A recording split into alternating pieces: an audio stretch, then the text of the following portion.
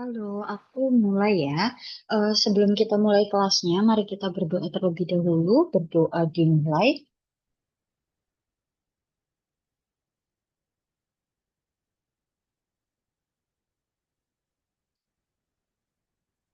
Berdoa selesai.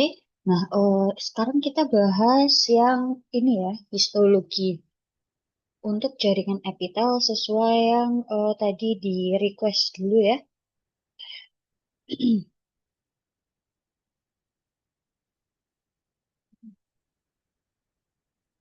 Oke, mungkin kita langsung aja ya. Jadi, epitel itu epitel ini kan ada di tubuh ya. Epitel itu ada macam-macam. Nanti ada epitel penutup, terus ada kalau epitel penutup berarti epitelnya itu fungsinya untuk melapisi dan melindungi permukaan tubuh, baik di luar maupun di dalam.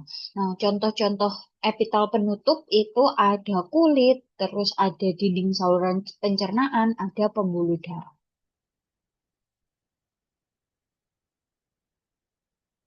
Di sini ya, di sini pembagiannya dari jaringan epitel. Jadi jaringan epitel tadi yang kayak aku sebut salah satunya ada epitel penutup, kemudian ada epitel kelenjar, lalu nanti kita akan mempelajari tentang struktur sekitar dari epitel. Nah, epitel penutup yang tadi aku sebut, jadi kalau epitel penutup, epitelnya itu fungsinya untuk melapisi dan melindungi permukaan tubuh ya, bisa melindungi baik luar maupun dalamnya. Contoh-contohnya ada kulit, terus dinding saluran cerna, pembuluh darah juga ada. Nah, ini dibagi lagi, dibagi berdasarkan bentuk sel, bentuk dan susunan selnya. Kalau berdasarkan bentuk sel, dibaginya itu ada epitel pipih atau epitel squamosa. Nah, epitel pipih atau squamosa, dia itu tipis terus datar. Yang selanjutnya ada epitel kubis atau kuboid, itu bentuknya kayak kubus. Kemudian ada epitel silindris. Nah, kalau epitel silindris, nama lainnya epitel kolumnar, dia itu tinggi-tinggi tapi kurus. Bisa ditemukan di usus halus. Kemudian kalau berdasarkan susunan selnya, itu ada beberapa ya. Yang pertama ada yang selapis. Nah, kalau selapis ini atau sebutannya simple, dia itu cuma satu lapis sel. Kemudian ada yang berlapis, epitel berlapis. Kalau berlapis, dia itu terdiri ada beberapa lapisan. Nah, kemudian ada yang epitel berdiri semu. Di sini nggak ada ya. Ada epitel berdiri semu atau namanya pasti pernah dengar yang namanya epitel pseudostratified. Nah, epitel pseudostratified dia itu sebenarnya tampak seperti berlapis-lapis, tapi sebenarnya dia itu cuma satu lapisan sel, makanya sebutannya pseudostratified. Kemudian ada epitel peralihan atau transisional. Nah, kalau epitel peralihan atau transisional itu dia bisa berubah bentuk. Contohnya kayak kandung kemih. Ketika urin kita sedikit, apa namanya, epitelnya itu agak gendut-gendut ya, atau enggak agak kuboid gitu. Tapi ketika urin kita volumenya penuh, nanti akan memipih. Nah, itu dia sebutannya epitel transisional karena bisa berubah bentuk. Mungkin aku tuliskan dulu ya.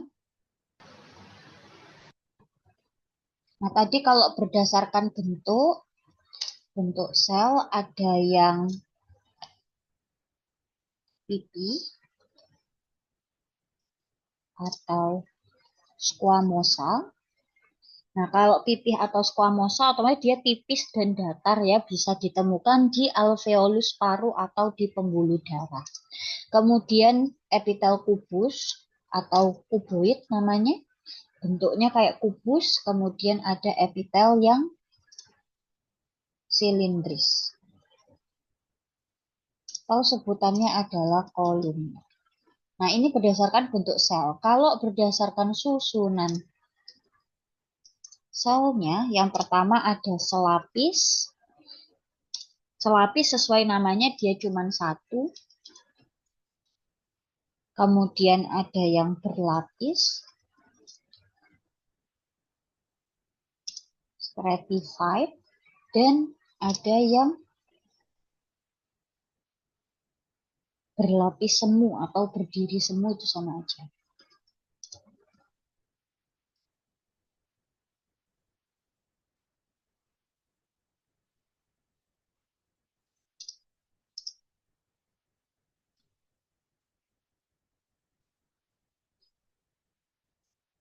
Kemudian yang keempat transisi.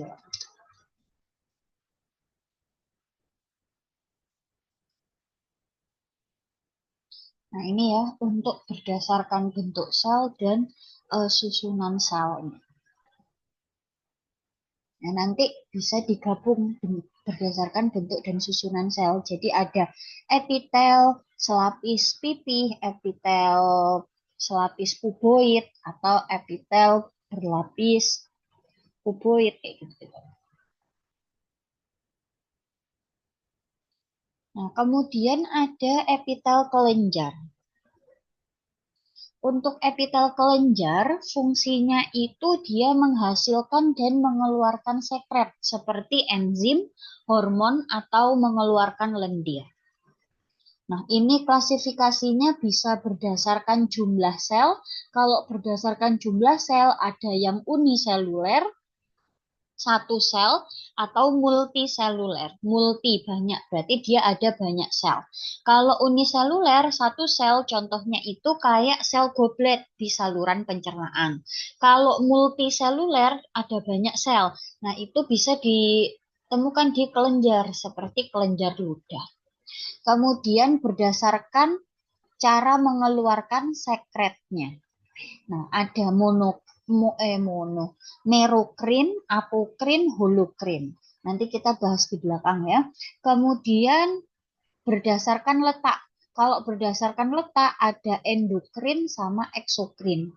Kalau endokrin dia itu tidak memiliki saluran, dia sekresinya langsung ke darah. Kalau eksokrin sekresinya melalui saluran. Nah, kemudian ada berdasarkan struktur sekitar epitelnya. Oh, sorry, itu yang struktur sekitar epitel, ini maksudnya punyanya jaringan epitel ya. Jadi struktur di sekitar epitel itu ada yang free surface, permukaannya bebas, lateral surface, atau dia itu terhubung dengan sel epitel lain, terus ada basal surface, melekat pada membran basalis.